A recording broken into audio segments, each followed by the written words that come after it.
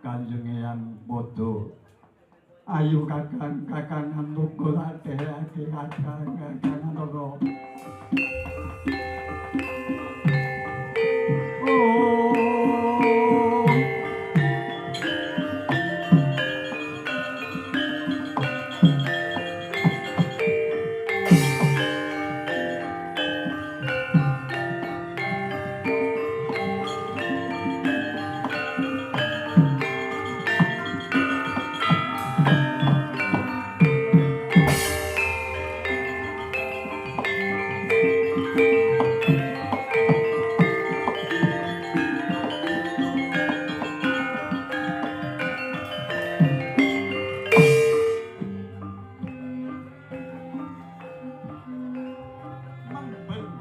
Sungkowo sadra kekalih putrane Sang Hyang Tunggal niki Sang Hyang Antoga lan Sang Hyang Ismaya sedyanira badhe sowan wonten ngasanipun ing Miyang ngewang padha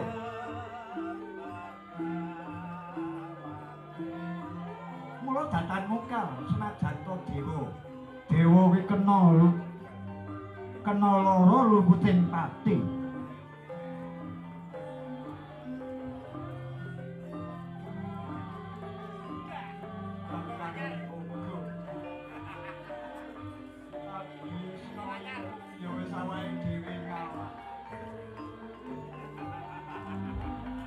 Kodrate sing murba jagat yen awake dhewe kudu nandhang kaya mangkene iya kakang. Ayo supaya sowan ana ngasane Kanjeng Hyang. Ayo Yai.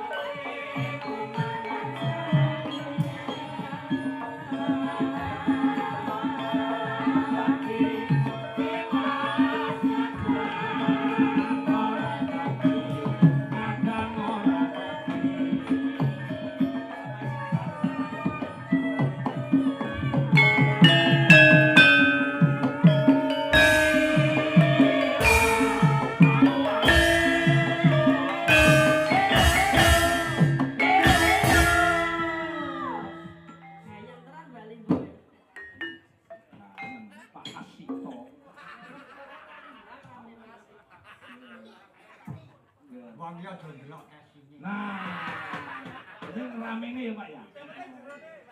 Nggih, brengos wis koyo lapis. Monggo nek cuman lapis manetel niku.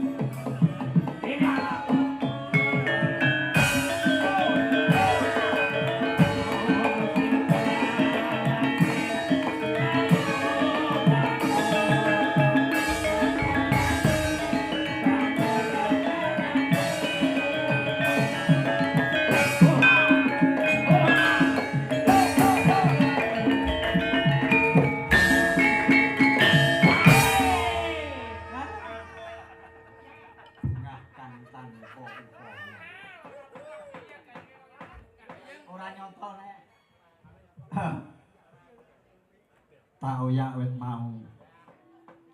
Lah wong ora ngerti nek ana Arjun teka.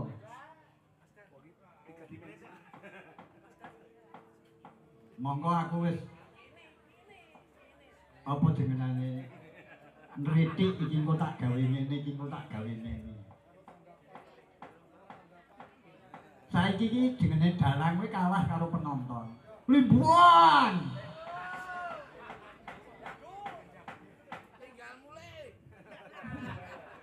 Mulih luweh. Hah? Bunga kang tanpa upama aku bisa lungguh ana ing teras kene nek mendinane ngono ya lungguh ning wong tengok-tengok. Iki ora kaya sak gedagan iki. Hah? Sidar. Sidar atine ditokke yen dikarep semut. Ana kuwi. Sing ora sidar ning sing sigar.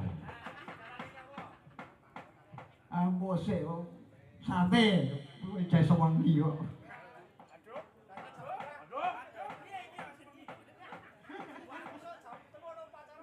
Ah.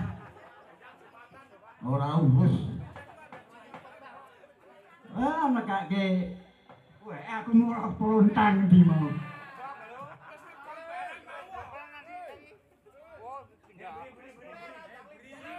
Keletan. Padha-padha leh nganu ayo. Ora rene sesuk patek watu. Ayo disepati, sepati.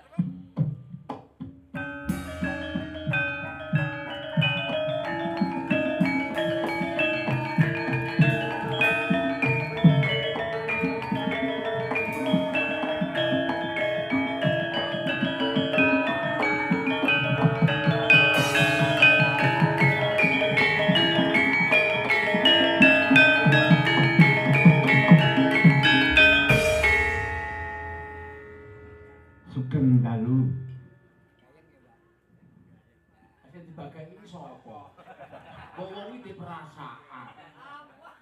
Ayo Sugeng Dalu sing dibageki apa Dewi apa sing gendek Sugeng Dalu ki wangun. Apa ning ora ya jenenge to Kang Firman. Lah ya ngono. Sugeng dalu Dik Blontan. Apa Wilujeng Dalu Mak Cangik, Mak Limbuk, Pak Dekasito, cakep to. Wong Jawa ki jare jawarte. Payu ora ngejak sambatan ngabari. Pancen bengi iki tujuanku kanca-kanca kuwi tak plekutu. Nggih, nek kula matur nuwun sanget, Mak.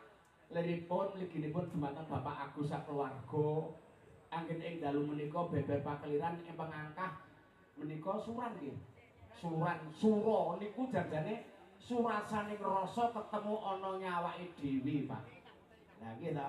Kula kaya panjenengane mligine Pak Dekasito, kula aben-aben kok wis menika nyok asring-asring pangruwatan panjenengane wis luwih pono timbangane Plontang. Nek langsung asmane iki nanti aja apa lho iki, Pak. Lho, ayo saiki jenenge nuwun sewu Pak Dekasito. Hei, Hei. Ora, kuwi rada ora pati redong anggere muni rasa ora bayaran ngono kuwi. Etok-etoke ora ngrungoni. Kasito nika nggih. Karepe panjenengan iki nglestareke budaya kang adiluhung aja ngansih budayane dhewe kasilep marang budaya mancanegara. Apik. Ora nganggo Ngono. terdiri dari 3 suku kata. Oh, Sinandingan kitab suci wayuning ilahi minangka manembah marang Kang Cipta jagat lis salat aja nganti kendhat. Gose. Iki tak bales. Utawa tak sawuri. Apa? Apa wong nyembah maring sing gawe jagat ki mung ngur salat? Nggih boten, ngibadah 1000 dalan iso lakon. Nah, lah ya ngono ning cekake wong ngomong. Dipikir ngono lho, digenepke. Ngene lho to, dadine iki. Boten. To gelar-gelar budaya nek nak ngedongi tanggapan ya golek upa. Iya to? Tata gelar iki nglestarke budaya ning nak tanggapan ya mbek upaya upa. Kuwi logika. Ora munafik wong seni jajan nak tanggapan ra bayaran apa gelem? Ya ora gelem. Nggih ngeten Pak Kasito, liripun kados panjenengan iki isih kaya iki nyengkuyunge budaya kang adiluhung. Amin. Ya wingi sayang kok Pak. Jenengan iki besar ora gelem masjid kok. Boleh untung. Wis aku saiki arep males wong benak iki didak-dak karo Sumini. Ayo kowe. Kuwi samane Mbak Sumini to? Wis suwe. Arek rebutan karo blangkring kae. Ngene iki lho Pak, untuk ora kok ngelecehke panjenengane ning nyedake rasa katresnan ing sedulure wong seni. Siap. Bukan pelecehan tapi untuk mengeratkan tali persaudaraan dalam kita lingkup dalam budaya. Loh, mula budaya ki endah. Endahnya amarga tak kira kaya adikku dodot luwih cetha. Kenang apa darani endah? Endah ki nang rasa. Ati sing nata. Endah iki wingi ketemu karo Bagi jak ngidul. Endahe budaya ijek endah Budewi.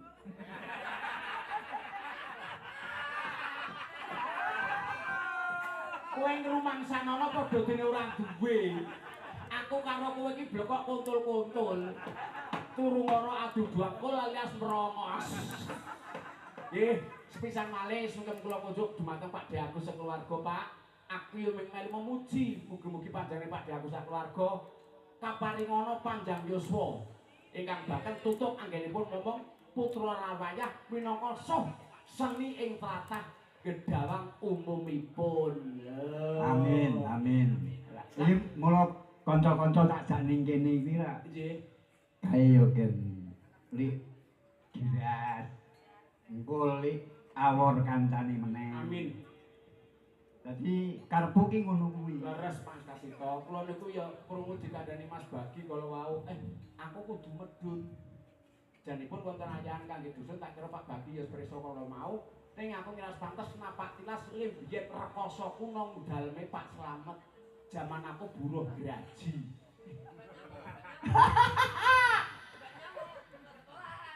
Ora saiki wis mukti. Wanti. saiki lak mukti. Amin. Kowe murene nggawa rokok kok. Alhamdulillah kula beton nek meh entek ini KI. Kang kene iki golek ya dijalui. Nggih, monggo Pak Kasito bilih bare paring gunang mliginipun ingkang samya tasih kersa wungun tirakatan wonten ing Wulang Swara menika. Nggih, monggo paring gunang dhumateng Bu Waranggono menika ingkang sowan wonten cacah 18. 0 4 6 7 8 ganep. Tang Lho, tulung kenalno Waranggono kuwi. nah aku kenalke iki lah yo tetep ingin to. Lah cethane piye? Ya padha. Yo cethane iki sing kepiye no? Aku samarku nak ingin, anak inginku sing mampu anak dhewe apa yo tayeng. Gue tingkat tingu kowe rasa semua. Mas Lurang, Dalam nun sewu Iji. nek badhe ngenalaken sinden sing caket Pak Dalang ampun diutik-utik. liripun dos pundi, Pak? Niku gawan kota. Oh. Oh, menika gawan Gawan iku, oh gawan kota. Nggih. Berarti oh, berarti nginjing ditumpuki wayang ditindhai ngoten. Apa timbane ditindhai wayang tak tindhai. Ora ketok rengu. Niku Nggih. niku gawanipun Pak Kasito. Oh. Ngaten nggih. Benjang nun sewu Pak Lontang. Nggih. Nggih mboten ujar mboten kaul. Nggih. Benjang badhe rabi sing kang nyantang galung jenengan. Lho saya sing ngajeng rabi malih sinten niku? Nggih Kasito niku. Kalih sinten? Lagi niku. Mbok ya aku wae ayo jengeleleng aku kok. Nggih, perkawis menika damar mangkung cinipun sedaya menika sadurunge nglampahi Pak Kasito. Oh Nggih, ora iso diselaki kabeh mau nang sing nyipta jagat ora iso selak karo lakuning kahanan. Ya. Lah nderek pitepangan, waduh. Jiro lupa. Ah nggih. Niki niki detung mboten niki. Detung. Nggih, boten kuwi niku Detung mawon. detung. Niku kowe gedang jarang kok ditung. Iki aku ora gagel lho, mak gagel tak wangsuli lho iki. Nggih, nderek pitepangan lirik saking ingkang sanding kotak rumiyin. Lah nggih ngoten. Lho nggih ngoten to nggih. Niki nek ampun muni Bu Sinden, Bu Dalang ngoten. Oh, berarti niku budal. Budal. Nggih, nderek pitepangan ya diwarno kanthi asma sinten ingkang dipun Oh, jane rumah samu jo ngopo lho. Oke niki, lah ya budal to. Budalan to. Lah ya budal. Derek pitepangan ila diwarno kanthi asma sinten ingkang dipun lenggahi pidalem saking pundi kula minangka sulih panjenengan Pak Kasito. Injih Kang Mas Lontang. Ya semono. Kan nyepek mik. Kagunganipun mik. Sendiri juga kiriin nggih. Ngaturaken wilujeng dalu Pak Di Pelontang. Oh iya coba. Mas, paling ora ki Mbah. boten nggih Mas. Mas Pion napa? Ya lah ya Gusti. Oh nggih Mas. Mas Tio, masalah. Nak pengen ngejak masalah ya oke. Nek apike Mas aku. Buboni kubur ya ya. Jadi dari pitepangan kanthi asma sinten? Nggih, nderek nepangaken nami kula Nani. Astagfirullah. Kok astagfirullah pripun lho? Jebul mati pentung malu jebul anake murni to iki. Kok murni sapa? Sapa? Anake si Kok murni? Nani iki lho kene iki dadi omahe to. Oh ora kenal kemaki. Kowe iki ora kenal kemaki. Iki rasa banyu biru to. Lah iya kok kena murni. Murni Apa sing parapane si cebret kuwi? Lambe iki nak lambe dagelan lunyu. Lho, nek iso ngono Mas. Spontan iki aku wis paham wis tau unek-unek aku nang panggung. Ning jaman saiki kudune coroke kaya ora kenal. Nggih, status Status napa niku? status wis kagungan garwa napa dereng. Kula nembe pacangan kali Pak Kasito. Lah iki Napa sampean katarak? Mboten mawon, mboten katarak kula seneng kali pringose Mas. Bagi. Derek pitepangan status. statuse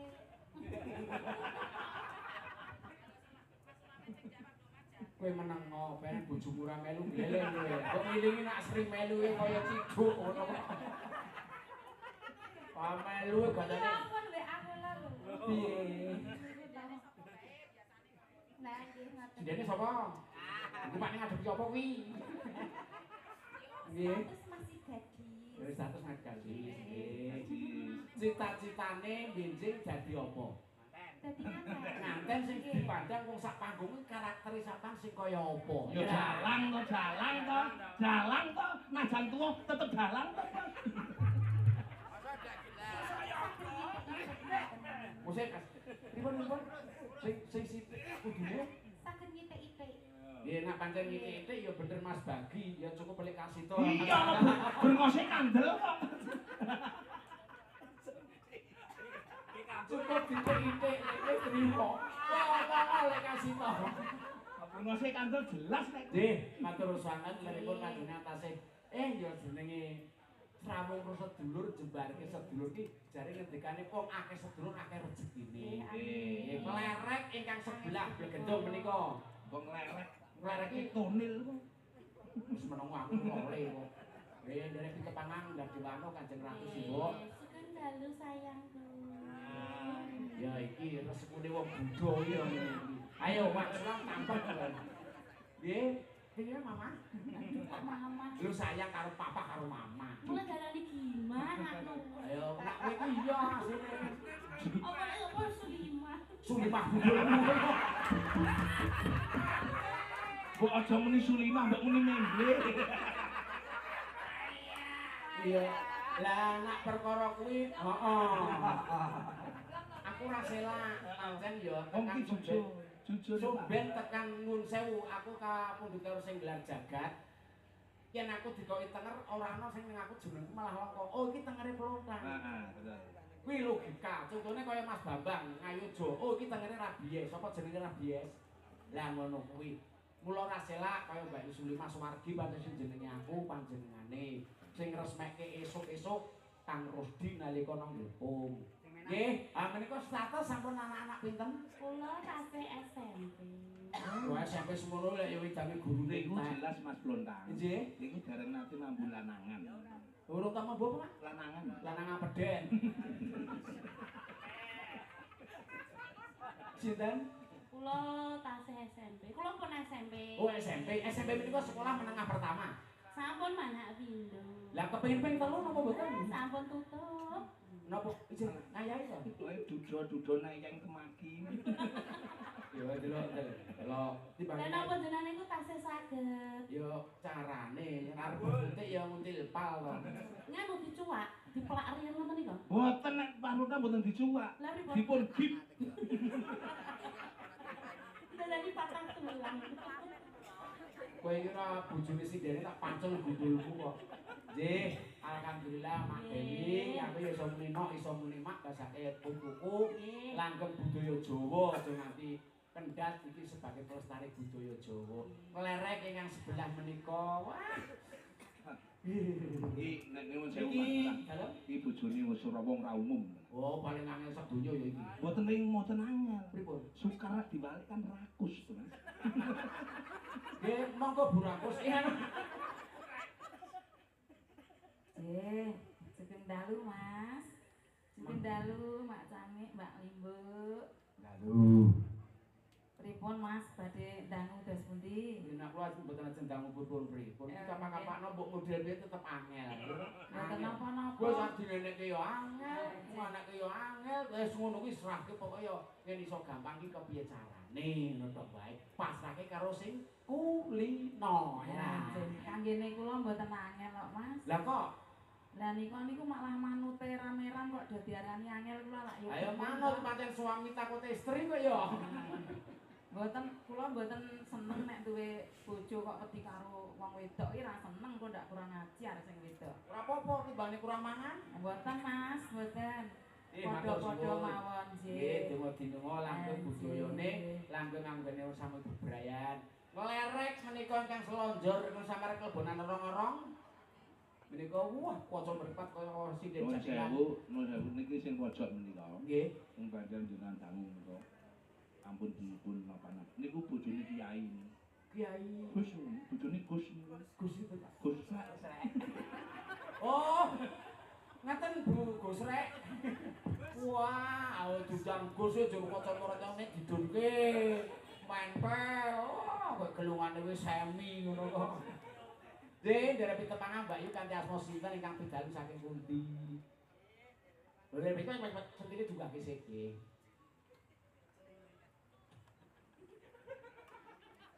Kowe iki guyu apa gumoh? Kowe ora semana mati raiku. Oh, lek kodho kanggo srek ora iso apa? Oh, lah.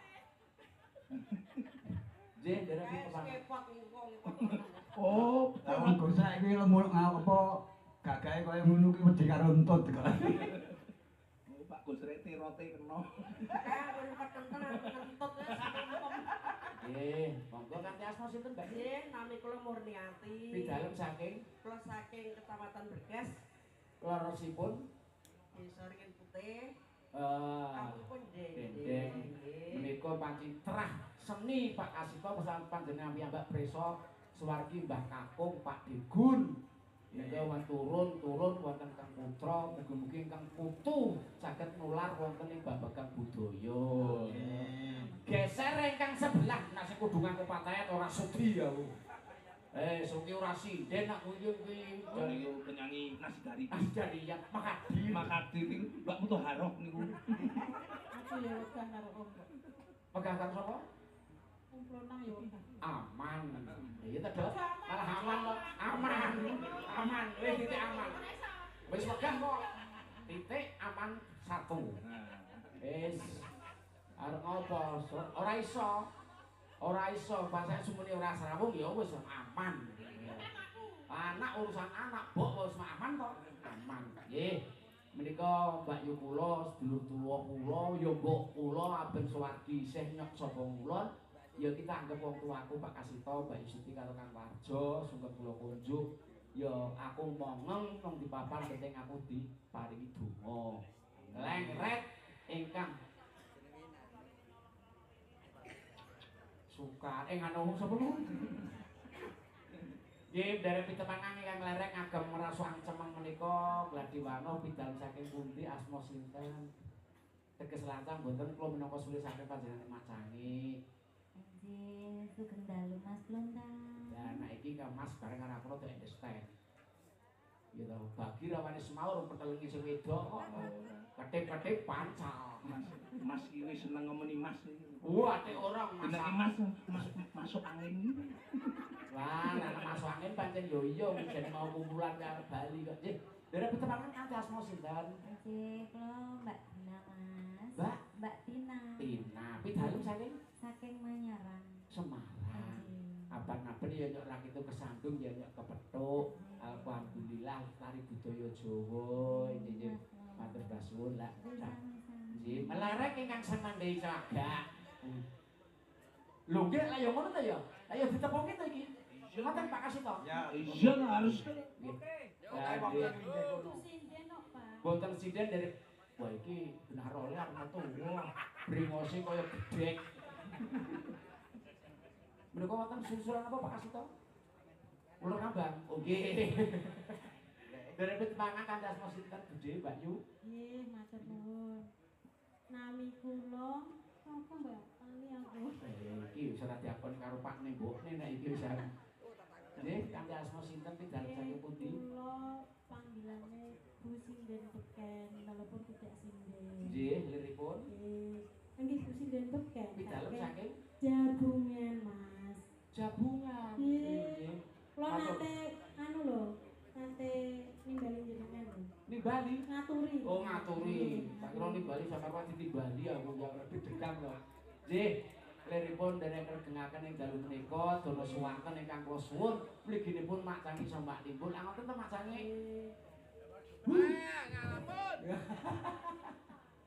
Nggih, nika sampun rampung anggenipun sami tetepangan purba wasesa kula semanggaken pathem panjenengan. Liripun badhe paring gungang menapa ingkang miji panjenengane Oh kemawon. nggih. Apa ya? Ayo monggo. Kebo wasit orang dalang iki. Monggo budal ing anu. Aku tak njaluk kula tampar. Wah, kula tampar. Menika reptaning Pujangga Seniman Ki Supron Suwanda. Nggih. Nah, ingkang badhe nyalirani sinten? Lho. Lah nggih ingkang murba jenengan. Sapa kuwi Mbak Dina? Mbak Tina. Nah, Mbak Tina kula tampar. Menika ngandhake wong andung katresnan Ya mbok didodot. Ya kepeksa wah ora aman ki, Dot. Musibah iki. Ah wis jelas iki. Apa bali? Ngono kok. Guru cetha iki. Ya tak bantah ya batang. Ya goleki catetane. Angger ora tanggapan catetane ketelisut.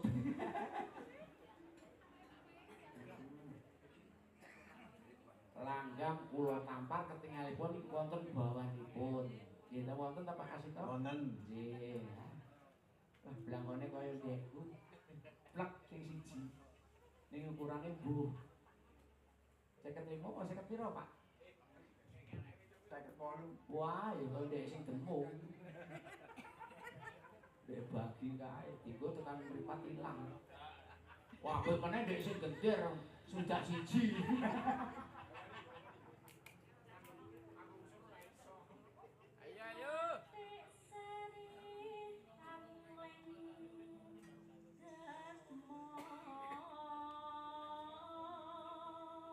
Ora ngira ora ngimpi yen aku ketemu anakku lanang karo wadon sing nggano Gunung Kidul bengi iso ngestreni Pak Agus sanggone ning Suran. Lho ya, ora iso, ora rayu-rayu. Serik aku esane. Tutuk kake sing nak bongone nak.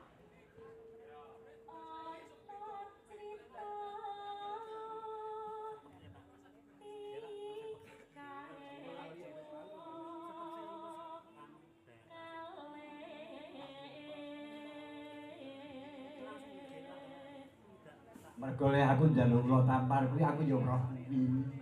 Kapan, Pak? Kae lho. Kae iso apa? Alah, wah, mbok iki Jonata. alah. Kae to sapa mbok? Ah sing ndi? Sing ndi? Kae iso kae lho. Wong kae iki wong delok wayang godhong anak kok.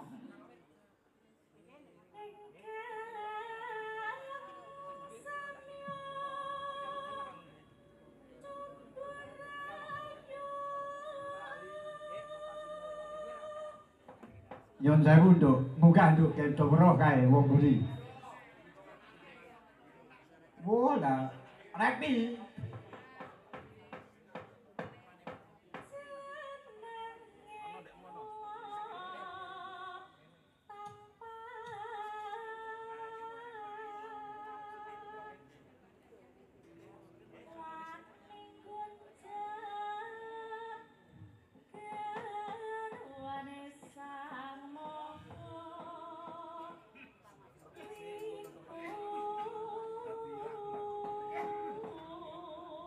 Ayo kuwi kaya plontang. Bonjaki. Yo sepune wong bagus ya aja mari. Ngono iso ki aku ki tau gopak kambon awu anget. Ayo padha jeneng lakoni. Ananggih sang nagaraja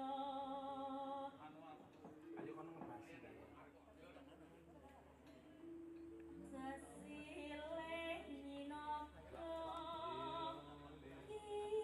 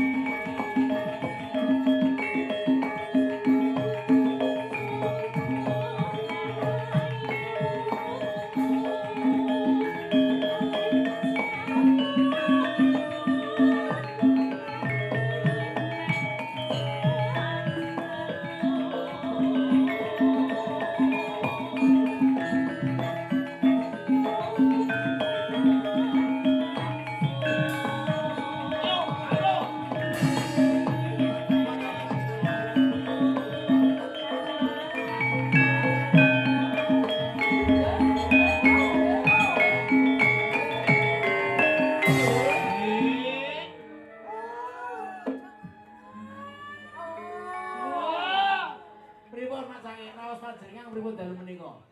Lah nggih, jelas nak sesuk tanggapan iki aja lali ya dijak. Ah, sampean uri kok. Weh, wonten awala nggih. Kagem kula napa? Saking Pak. Oh, kagem Pak Dalang. Wong niku ora iso maca kok yo. Lah ya diaturke rono nek dikira lan. Ya wis kok kene sampean ora maca. Aman. Sing maca kene sing nembang kono. Nah, matur to, Cok? Matur. Nggih. Iki monggo dipun lajengaken rumiyin. Weh.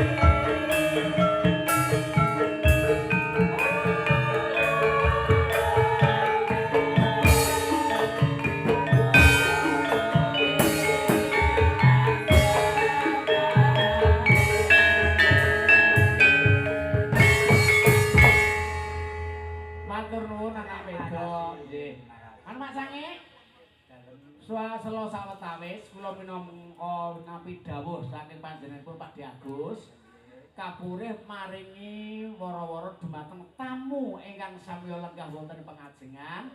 Kula suwun jengkal tumuju wonten sasana boga wonten ing pidalemipun Bapak Agus. Oh wonten kasih mriku?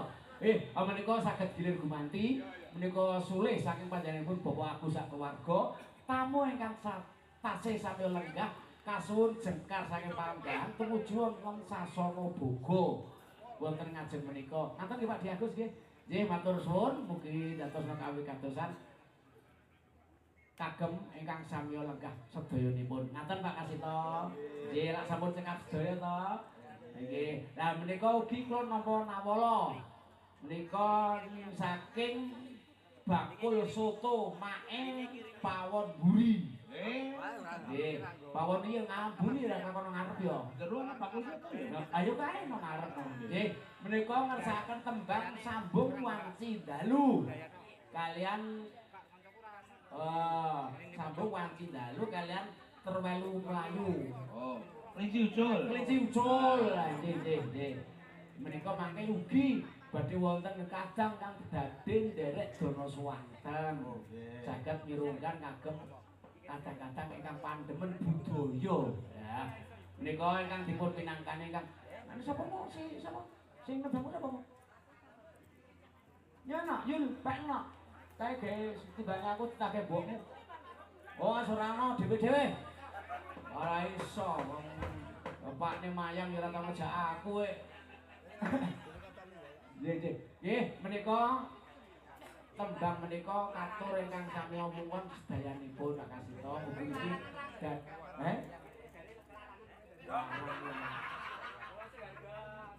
Ya ana 150 sang rokok dhewe ana.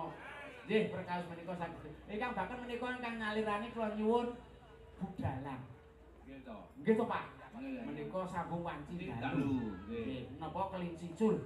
Nah, Sambung wanci dalu piye? Ngaten, ingkang minangkani kedah budalan. Nggih, mugi-mugi langgeng budalan ya jenengan to nggih. Mereka tak pacul ya. Nek Pak Dalang namanya ini kan Pak Kasito. Pak Kasito. Nek niku ora budal, Sinten? busi. Budalan Cirolo. Bojot iki ora e.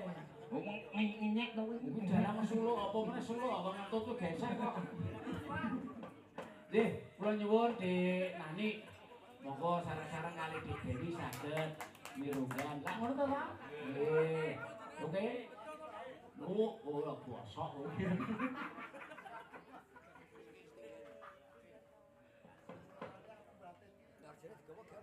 Sambung wanci dalu. Ngene iki lho nek ora pantes sinau srawung kanca entuk ilmu. Lah ngoten to Mas Sange.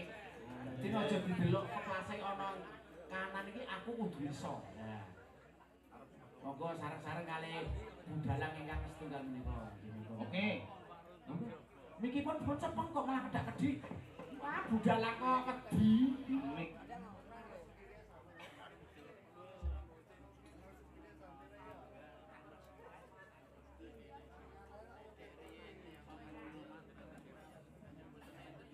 Mami bawa mboten? Wangsulan. Mboten usah. Mboten usah. Niki rencane kathah. Rencane kathah. Ditumi wong isih turaken Pak Agus kok. Saking kula. Nggih. Nggih, monggo wanci dalu napa kelinci ucul? Kelinci ucul monggo nggih.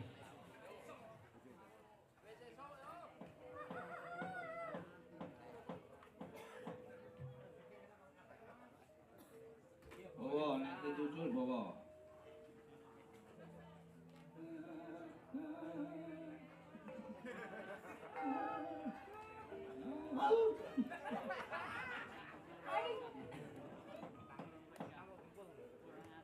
Nggih menawi dawa ingkang kakung. Lah sapa? Mas Lontang. Mas Lontang. Ora usah Mboten bowo. mboten niku.